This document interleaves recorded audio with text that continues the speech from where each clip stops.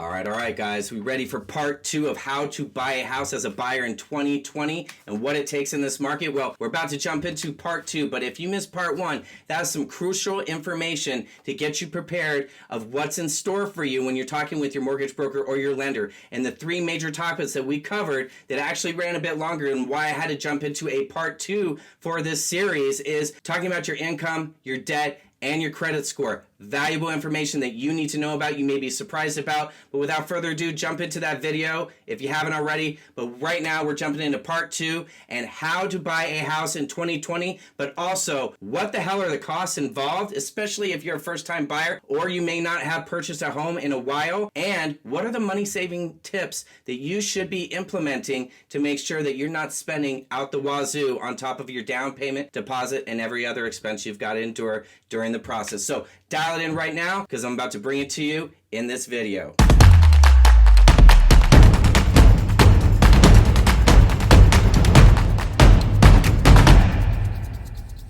What's up, guys? It's your boy Eric Haas with eXp Realty in sunny Southern California, taking care of you, making sure you're fully up to date of what's going on the West Side real estate markets and how this pandemic is impacting our local lives. Now, if you haven't already, please make sure you're smashing that subscription button, liking the videos, and commenting below because I'm here to help you out with any questions and concerns you have. Also, those subscriptions and likes help keep me motivated and make sure that YouTube knows that you like me, and it tells me then that I should keep putting out videos for you guys. So without further ado, that's what I'm here for because I want to keep you dialed in on not how only this pandemic is impacting our local lives and our housing markets, but also tips, tricks, and strategies that you can be using as a buyer, seller, or investor and a real estate agent during this market or any market to remain successful. Now let's jump right on into it. Costs associated with buying a home in LA in 2020 and how to save money. Let's find out. Alrighty, guys. So I was really trying to jam out this value-packed video just in one take with one video, but I realized it was so much information and so much value-oriented information that I made sure that I dropped in a second video so you get the full idea of what it takes right now as a buyer to buy a home in 2020, and especially understanding what the costs are involved, because it's not just the purchase price and it's not just the down payment. Plus, I want to clue you in on some money-saving tips for those costs that you're going to be doing at the same time. So let's jump into it. You already know you've got a down payment. We know what the purchase price is. What else are some costs that are involved? Well, we're looking at a deposit. That's 3% of the purchase price. Usually it's held by escrow. That's how it's done on the West Coast. Not sure where you're residing from. If it's different, drop a comment below. Let me know. Let me know where you're coming from as well. And you know what? This is just how it's done on the West Side. West Coast, California, we've got an escrow company that handles all of this. So deposit is held with escrow within the first 1 to 3 business days. Now, that 3% deposit actually comes from your down payment. Your down payment can vary, but it's usually 20% down, but we'll jump into that in a little bit. Now, we're also going to be looking at closing costs that are associated with your loan. That involves origination fees, title fees. We're looking at prepaid fees, if applicable. We're looking at escrow fees, appraisal fees, and then on top of that, title insurance fees. It doesn't stop, my friends, I'm sorry, but we've got also any costs associated with getting and generating your home loan. The down payment for a lot of first-time home buyers, they're actually looking to buy and going through the FHA route is 3 to 5% down. Now, when you're looking at a home buyer who's buying a home for the second time or maybe buying a second home, you're looking at 10 to 25% down.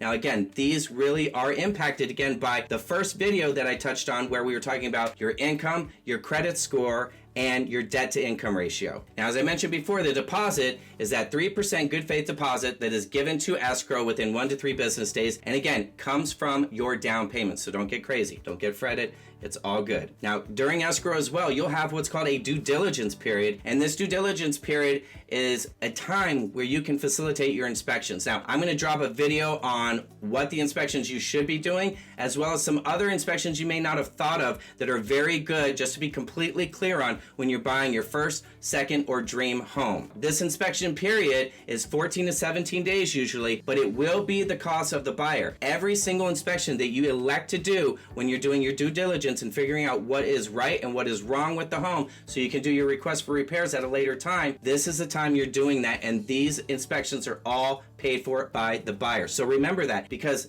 I don't know about where you guys are from, but in California, that can be a $500 inspection fee to an $800 inspection fee and higher, just depending on how big the house is. Now, another obvious expense that you're gonna have is accounting for movers. Now, that's pretty easy. You can shop around and find the best rate, or you can talk to friends that have moved already as well. I'm sure that they can help you find a great mover. If you happen to be in LA, please don't hesitate to reach out if you need a great mover or you need a great agent, because I'm right here for you, working 24/7. Drop a comment below and I will be happy to take care of you. All right, so I've dropped some costs on you as to what to expect with getting a loan and going through the whole process of buying a home as well. Now, let's look at some loan hacks that you can possibly take advantage of. Now, mind you, these are not going to be applicable to every single person out there. I'm just wanting to let you know, but I do want to let you know of some of the options that are available that might work for some of you out there. Now, first loan hack is actually a USDA loan. What is a USDA loan? Well, this is a loan that actually allows for you to not have to put down a down payment. What's the catch? Well, USDA loans were actually created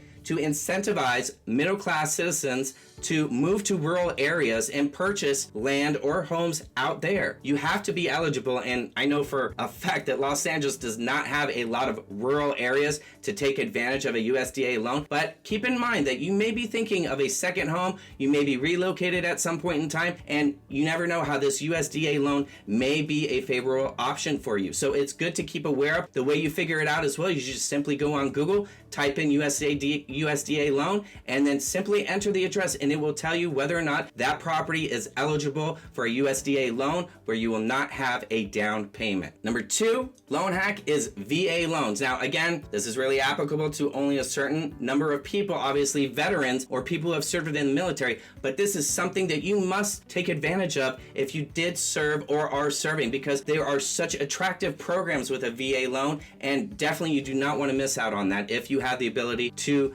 make use of it. Now, the number three loan hack is actually down payment assistance programs. Now, you will need to address this with your particular lender, as he or she will be able to help you decide whether or not this is a program that fits you or doesn't. All right, bring on the closing cost hacks. We need to save some more money, Eric. Come on, I just bought this house for $500,000 or $800,000 or $1 million or even higher than that. Save me some money. Great, I'm here and I'm gonna do that for you right now. So certain closing costs can actually be negotiated or shopped around. This is something to definitely pay attention to. These costs are actually categorized as costs that consumers can shop for, and here they are. Title companies. Title companies handle all the legal aspects of buying a home and in getting the deed transferred to your name when you are a successful buyer in closing. Title companies actually do have to compete for your business, so it is definitely worth your while to take advantage of that. If you happen to call a few local title companies and get their fees, it's definitely important to shop that around to see not only if you can get a similar rate or even better rate. And here's the thing on top of that, title companies want to work with you, so they're going to do their very best to give you a title fee that is going to be attractive and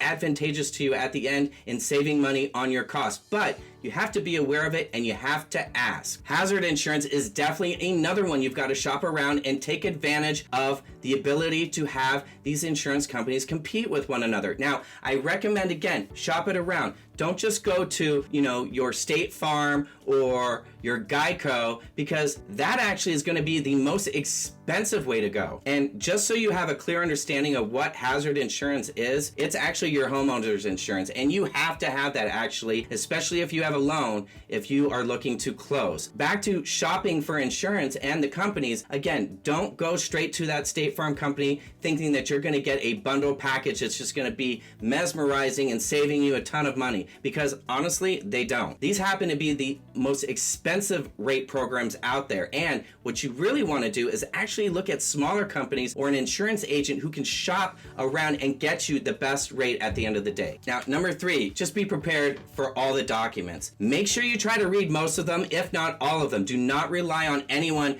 to explain everything to you. Read the finer points. I know I said read most things, but it behooves you to read everything because no one's always looking out for you except you yourself. So remember that, buyers. But you're going to be signing a lot of documents and it feels like it's never going to end, especially here in California. But you have a great resource in escrow. You sit down with escrow. They take you through it step by step. They have the notary available for you as well, who will notarize every single signature that you are doing as well. It usually takes 45 minutes to an hour. It feels like it's longer, but at the end of the day, you're one step closer to getting your home. Now, you're also going to have a ton of information that you are going to be required to provide your lender as well as escrow. So these are things that you should be aware of up front and make sure that you have easy access to so that you're not fumbling through and trying to rush when you're being asked for these type of documents. So let's jump in and see what they are. What you're going to need up front, and I mentioned to this in part 1, but I want to reiterate it in part 2. You're going to make sure that you have the most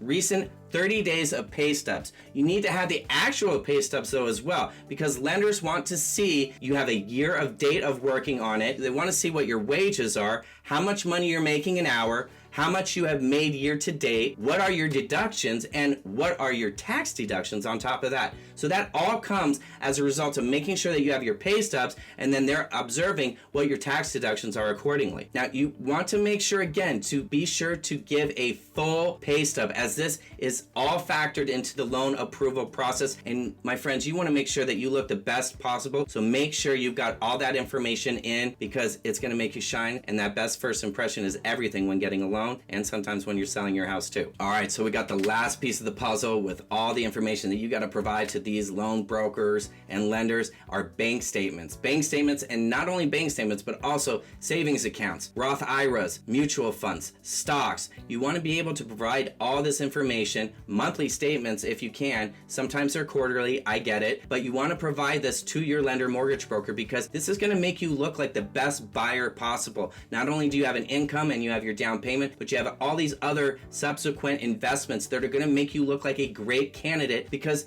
look, mortgage brokers are taking a risk by giving you money. And if they can see that you've got, on top of your income, all these other assets around you as well, you're going to be even a better shining star for the programs you want to get and the interest rate you want to lock down. Now, I've got some other great tips for you that you got to make sure that you dial in right now or be aware of, so you can take care of them if you need to. Now, pay attention right now. Make sure you actually have your down payment and all the funds necessary for your closing costs. Look, I get it. You've probably already been there, done that, dotted the I's, crossed the T's. But look, this is a wishy-washy economy with this pandemic. A lot of uncertainty. Points go up, points go down. You know, people are losing their butts in the stock market. A lot of people have lost their savings. People are losing their homes. Unemployment. Let's not even keep going into it. You get what I mean. Just be careful. Make sure that you're in a comfortable place where you not only have the down payment and the ability to cover the closing costs, but guess what? You've got a mortgage to pay every single month thereafter. So just be careful. Make sure that you're ready, peace of mind, and you can comfortably do this, because you never want to be in a place where you're stressed buying. That is definitely not the place you want to be in. So let's look at a few more items here. Make sure also that you don't have any large undocumented deposit. Now, what do I mean by this? Well, anything that is 1% of the purchase price is considered to be a large deposit. So, for example, if the purchase of your home is $100,000, a 1% of that would be $1,000. That is actually considered to be a large deposit. Be very careful with this, because as long as you can provide documentation as to where that money came from, I get it. Some of us have, a 1099, we're commission only, or you're a contract worker. As long as you can provide that, then you should be all good. If you can't, that's a different story. And the last thing you want to make sure that you're aware of and don't have are any NSFs or insufficient fund fees or return check fees. That is like the worst thing possible. It kills it. It impacts your credit, obviously. Again, I have a great person for that. So if you need someone to help clean up your credit score, reach out to me in the comments below. I'm happy to provide you with her information. She's awesome. I don't get anything from it. She's just a great person I think that everyone can find value with and benefit from, especially if you want to get the best rate